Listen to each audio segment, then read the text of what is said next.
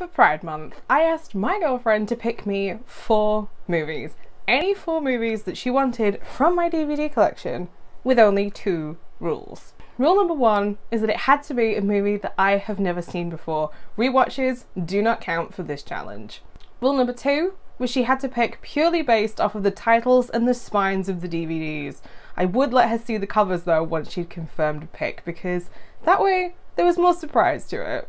It's safe to say that she did not hold back with her choices. June saw me deep cave exploring right here in the UK, watching a woman eat herself to death over in Hollywood, witness a man live streaming while feeding a woman to death, and to end the month, I witnessed a man get stuck in a septic tank and turn into actual shit. No, I'm not kidding with that last one. I'm Hannah, and this is Hordes of Horror. It may come as a surprise to some of you that I haven't actually seen the first movie that I'm going to talk about, because everybody raves about this movie, and I am of course talking about The Descent. Released in 2005, The Descent follows a group of friends who embark on a cave exploration in an unmarked cave system. Their expedition goes horribly wrong when a rock caving incident causes their exit to be blocked, trapping them inside a maze of tunnels, desperately searching for a way out, while being hunted down by fearless predators. So, I've changed into my comfies, I put my hair in a ponytail and got my glasses on. I went downstairs and I grabbed myself a nice coffee, and the DVD is currently sat in the PS4. That's a big hole, Bob. Okay, so I've just finished watching The Descent. Now bear in mind that this isn't my review, and I'm going to put a review up and it will be over on my letterbox, so I will leave a link in the description bar below if you want to know my full thoughts about the movie The Descent. Am I missing something with this movie? Like, it didn't hit for me like I was expecting it to. I don't have claustrophobia for a start, so I'm guessing that if you are claustrophobic, this movie will hit very differently for you.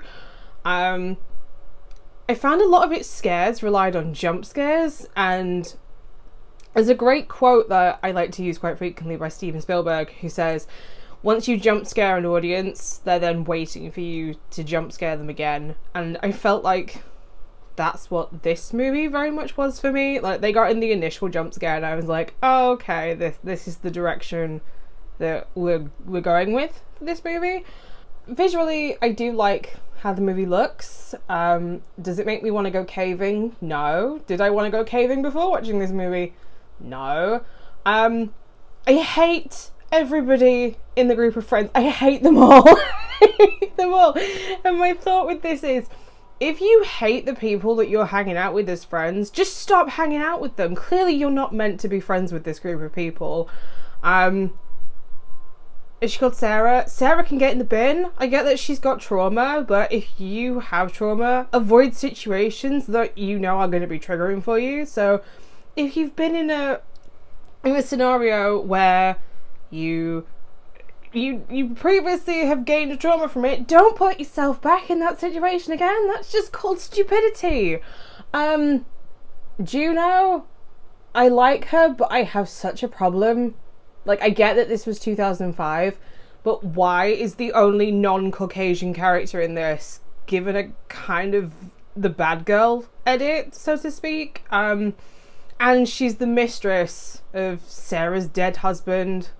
Like, that doesn't sit right with me. Like, if this movie was made today, surely there would be more representation in it, but that just doesn't sit right with me, even back in 2005. I like the look of the creatures. I think they're really cool. They do remind me of Nosferatu, though. If you've ever watched SpongeBob, the 1920s, 30s version of Nosferatu, that's what they remind me of. And because of that, I don't think that they're like the most original looking, but I do like how they look. Do I think that they are scary, though? No, I don't. I don't think that just because you've got a creature that walks on 4 legs and is kind of humanistic looking, no. I know that there is a Descent 2. From what I've heard, it picks up directly after what happens at the end of The Descent, which I won't lie, I'm kind of confused at. Like, is Sarah still in the caving system? Is she sat on the side of the road? Like, what? Also, the hallucination of the dead child with the birthday cake. Like, yeah. Do I think The Descent is for me? No, if I'm being honest. I'm gonna give it a 2.5. Like, I love the aesthetic, I love the vibes that it gives. Is it scary for me? No, that misses the mark. Do I like any of the characters? No, that misses the mark. I like parts of the plot, but like, for me there isn't a standout moment. If you've looked at pictures for The Descent, you've seen all the standout moments, like when Sarah stands up in the blood, which they recreated in the Tomb Raider game from, I think, 2016, around the newer trilogy. So that wasn't new to me.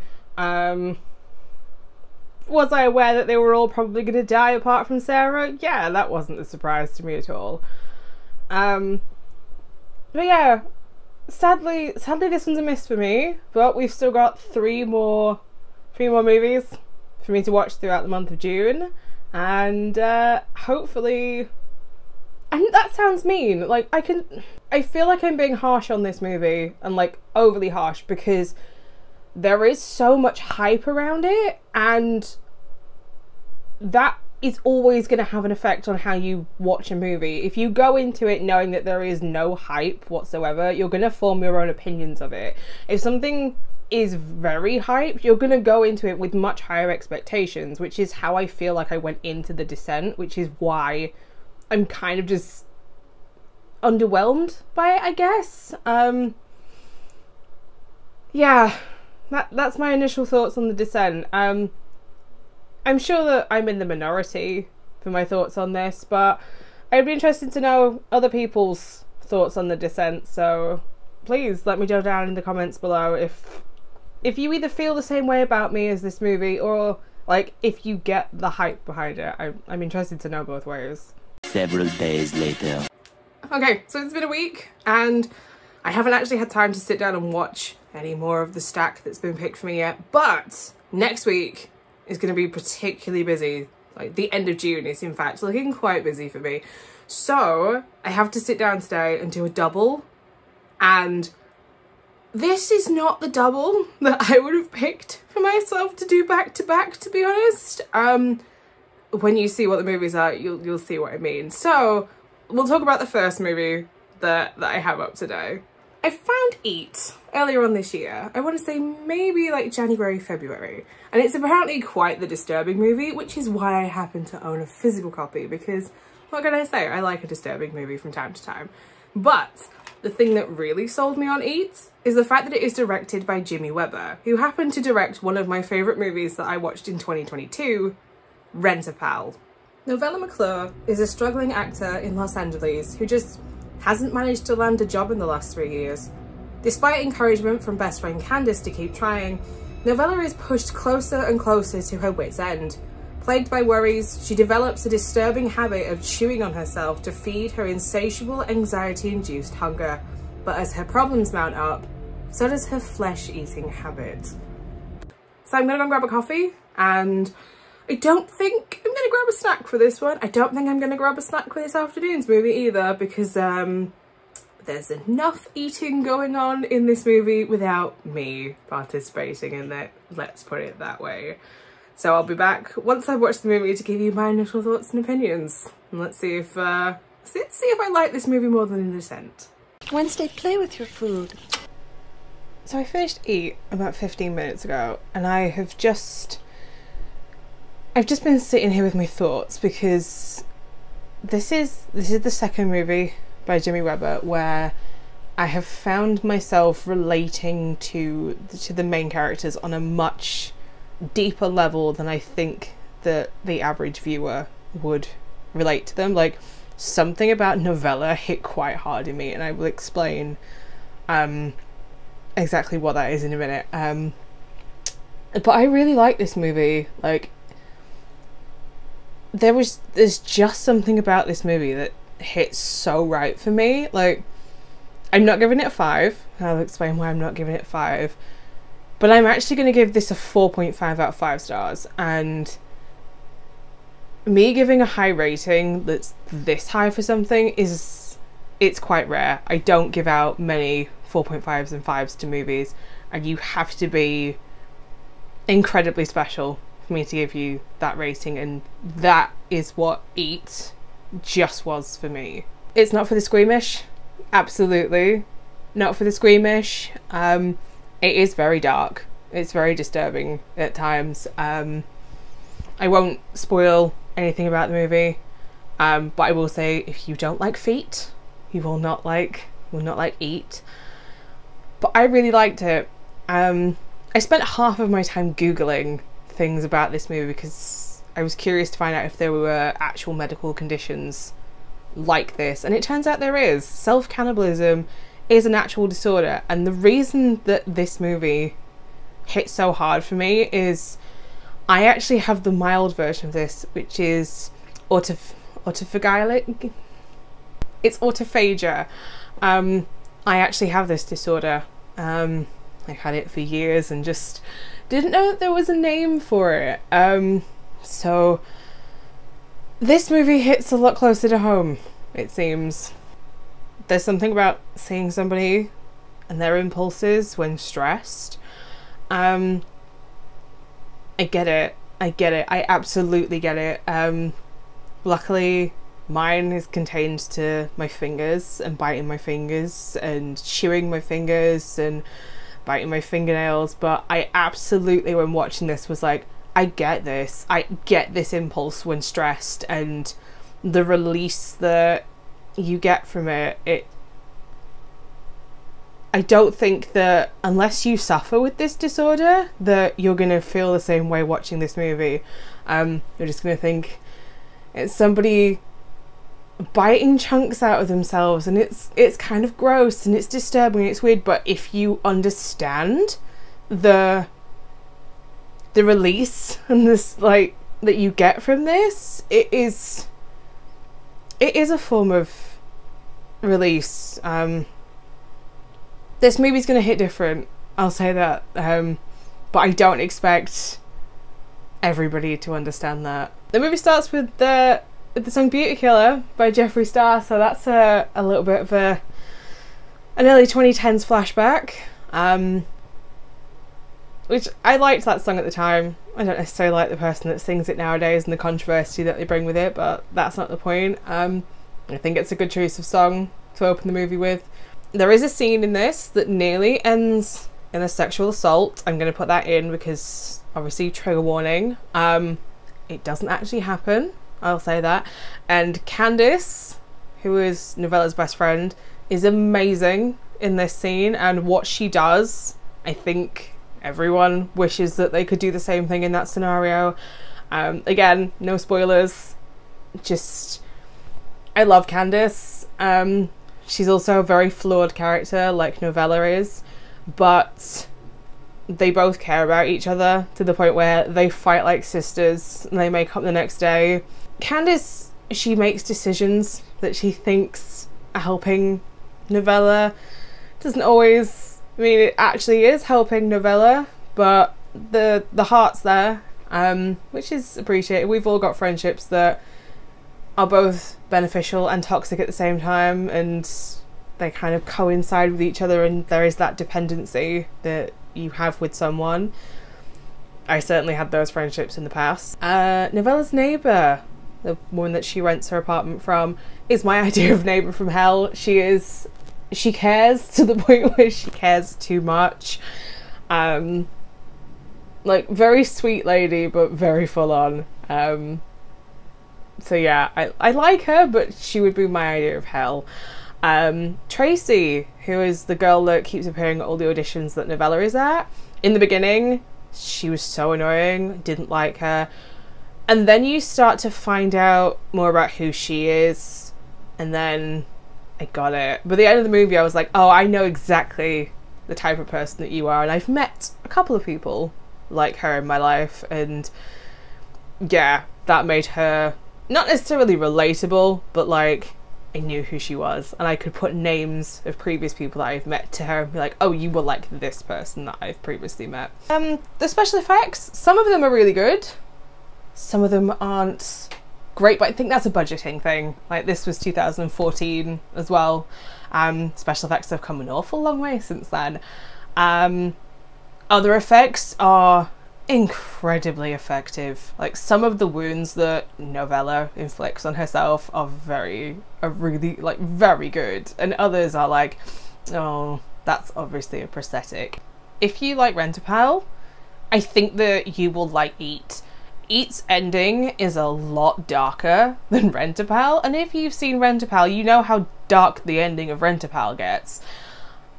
But it works with this movie, and you know when you get to the end of a movie and you're like, I am satisfied with how this ends, like, despite everything that's happened throughout the movie.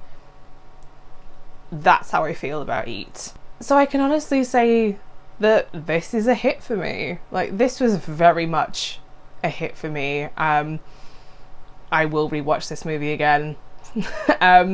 Just because now I know how close to home that this movie is going to hit for me. I can go in a little bit more prepared. But yeah, definitely a hit. So I think it's time to move on to the second movie for today, which do I think is going to be as much of a hit as this one was? Probably not. I've been delaying watching this next movie for about 10 years. I went and grabbed myself some lunch because I really don't think that I'm going to want to eat during this next movie. Now, I'm not kidding when I say that Feed has probably been on my watch list for about 10 years. And yes, I have been putting it off because I think that this is going to get a polar reaction out of me. It's going to be one way or the other. There's going to be nothing in the middle. Troubled Australian cybercrime investigator Patrick discovers a mysterious website that caters to the tastes of men who like obese women. The website is run by a man in the US who holds women captive and force feeds them into gaining mass amounts of weight on a live stream paid for by subscribers.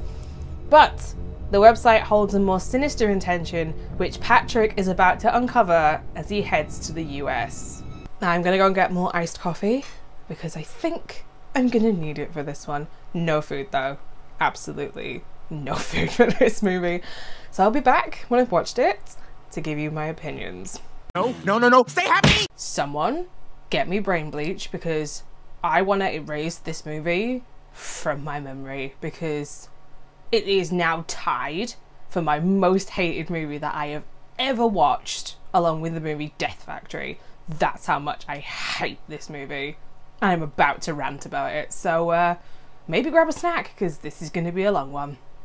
The fact that this movie starts off with a warning about the content that it says is done between consenting adults should tell you the foot we're going to start off with in this movie.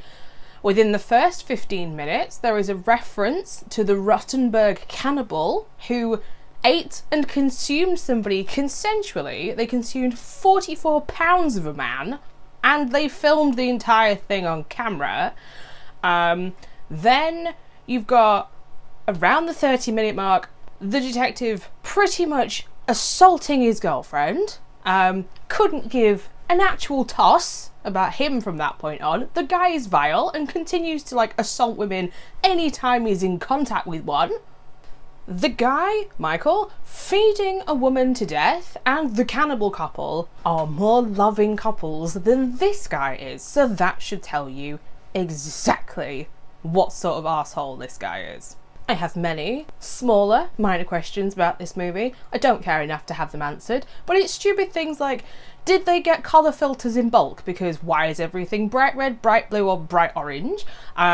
Why did they play the American national anthem on electric guitar when the detective gets there from Australia? Like, I didn't need that. He clearly wasn't in Australia anymore. Why is the Australian cop meddling in business to do with the US police department? There's so many things, so many minor things, and they all irritate me. Like, wow, this movie kink shames. Like, Patrick is the literal kink police. That's his job. Who cares if you like furries or water sports or insert anything, as long as it's consensual between all participants? What's the harm in it? What's worse though is they blame Michael's obsession with obese women on mum issues. They blame his past with this and say that he's mentally unstable. Like, are we really going for the argument that to have any kind of kink or sexual preference, you need to have mental trauma related to it to explain why you have it? No, that's dangerous. Michael also has this bizarre monologue at one point where he starts slagging off everybody that doesn't have like a super curvy heavy body. Like, okay, fuck everybody then that's either thin or slim or athletic or insert any other standard body type that you can find. Issue I have with this. Deirdre, who is supposed to be there against her will, at no point in the first 32 minutes says that she doesn't consent to being there. She is quite happy to be fed, to be smeared in food, to have sex with Michael, and at the 32-minute point, the only thing that she says is she doesn't like the house that she's staying in, and then continues to eat crisps. So where's the non-consensual part of this? Because the woman that he is actively feeding is consenting to be there. Slight spoiler here, Patrick finds Michael's location by talking to Patrick's adopted sister, who is a curvier lady, but he ends up living with her at the end of the movie. So, like, does the kink police have the same fetish as Mike? Is that what this is? Like, is there more to this for him? Like, I'm so confused. Like, your message is so mixed. Like, you are fat-phobic, but at the same time, you're also praising plus-size women. What is this movie? Like, can it decide what it wants to be, please? Because at the moment, I don't think it knows what it wants to be. It's also written by the two people that starred in it. So, I'm sorry, people from Australia. Clearly you tried to do what the Saw franchise did and failed. So I've got a special place for Feed. Half a star rating. First half a star rating that I have given all year. And can I find any redeeming features in this movie? No. No, I can't. No. Don't watch this movie. Don't do it to yourself. You will need brain bleach. So that just leaves one more movie, and hopefully it won't make me rant to the degree that this one has. And how can I go from a 4.5 star movie to this back to back? Ugh. I hated it. I hated it. Don't do it to yourself.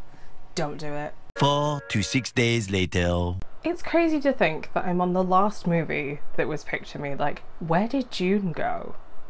But if you follow me over on Instagram, you'll know that I have this gift of being able to find movies that are so weird and so bizarre, or have the most off-the-wall plots that nobody has ever heard of before.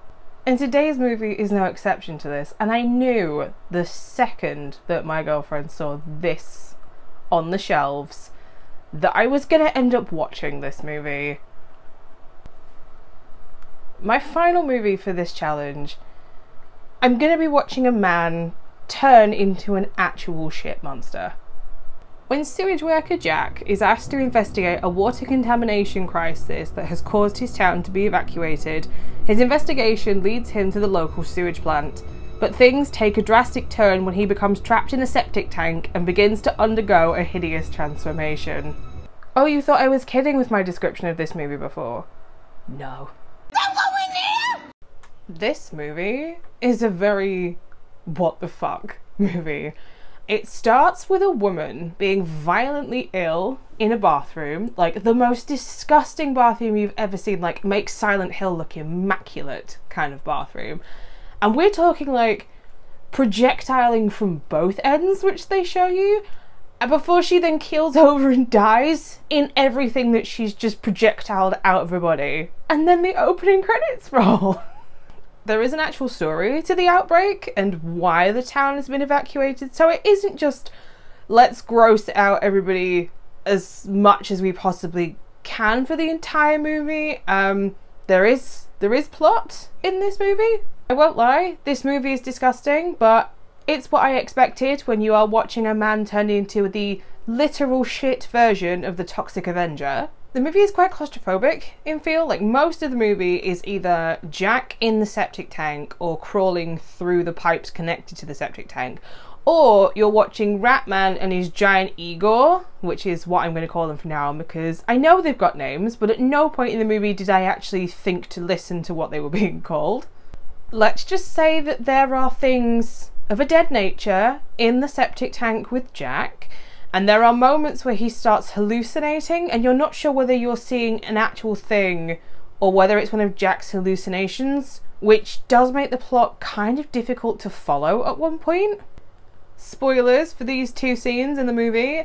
There is a part where Jack hallucinates that his pregnant wife is giving birth in the septic tank with him, and the second she gives birth he takes the corpse of the baby and just flings it into the sewage.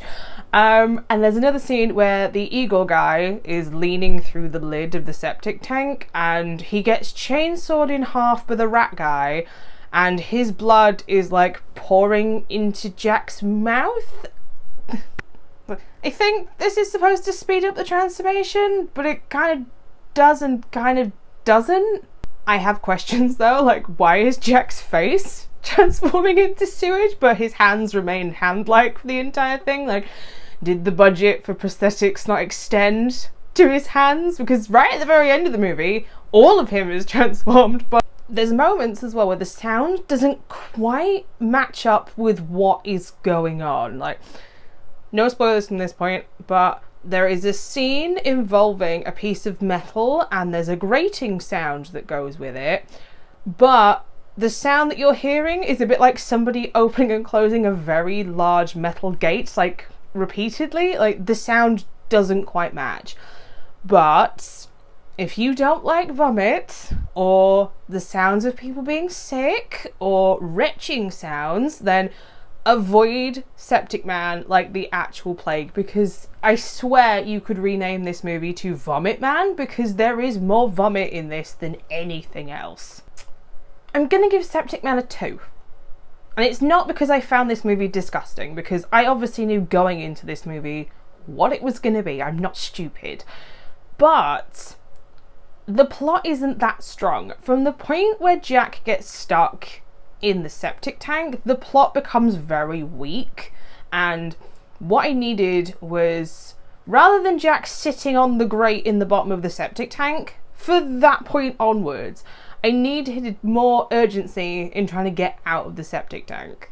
I think if the movie had focused on Jack trying to get out of the septic tank, crawling through the pipes like you see him doing, and the Igor guy, when he says that he wants Jack to help him, if he had then made more of a physical effort to help Jack actually get out, that would have been better. And then it would have made sense why Jack was transforming, because he's then sort of fully immersed in this contaminated sewage, which would then speed up the transformation, because that would make sense with what happens right at the very end of the movie. I also think that it would have made the end scene more impactful as well. Like, you already know that this movie is inspired by the Toxic Avenger, and the guy in the Toxic Avenger obviously gets fully contaminated by nuclear waste and becomes the Toxic Avenger. So there's just thing with Septic Man, but it's not nuclear waste. So I needed Jack to be more immersed in the contamination for that point at the end to have made sense. You could say that the accidental theme for this month was in one end and out the other, because it certainly fits with every single one of these 4 movies. It's been a very, very mixed month for me in terms of rating, like, not just for this video, but for the whole month in general. Eat head and shoulders above the other 3 movies that I watched for this video, and I would say if you are even the slightest bit interested in Eat, please go and look it up, check any of the content warnings on, like, does the dog die, just to see if it's the right movie for you, but that is my standout for this movie. Feed can get in the bin because it was awful, and the DVD is still sat in the bin here in my office. But The Descent and Septic Man were both disappointing, but for very different reasons. Like Descent, I had really high expectations for, and they were too high, so the movie didn't meet them. And Septic Man, I had no expectations for, but I felt that it was just a bit lackluster when I actually got to watch it, and that the plot wasn't as strong as I would have liked it to be. I do have another idea for one of these videos, so there may be a follow-up part 2 down the line, or I may even find somebody else to pick my movies one month. But I want to say thank you for watching, and thank you to my girlfriend for picking the movies to begin with, and I will be back on Monday with another solo movie review which has nothing to do with the accidental theme that this video ended up having. So until next time, bye!